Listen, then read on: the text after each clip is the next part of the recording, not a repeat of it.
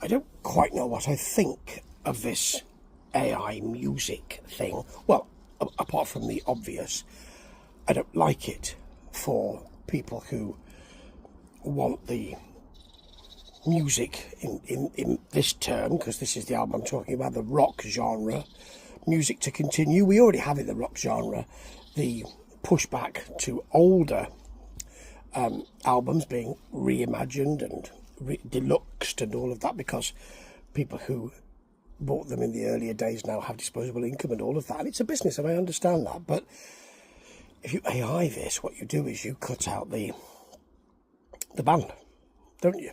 It's as simple as that. And the money from that is then in the hands of fewer people, and I don't like that. I like the money to be spread about. I like everybody to have their fair share. And there is, I mean, we had the first album, the first AI album, they're called Velvet Sunrise, and I've reviewed that album and thought, okay, I can understand where it is, but there's a lack of inspiration.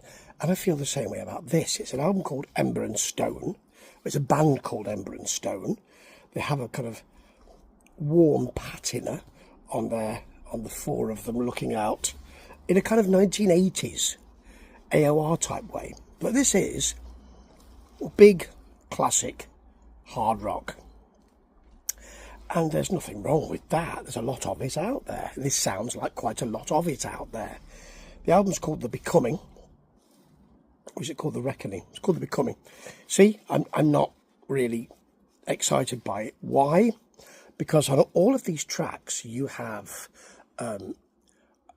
rock guitar beginning, quieter verse, louder chorus, usually a solo, louder ending. And the vocals are, somebody's pressed a button that says big bluesy rock vocal, and it's got underneath it Chris Cornell, and that's what you get.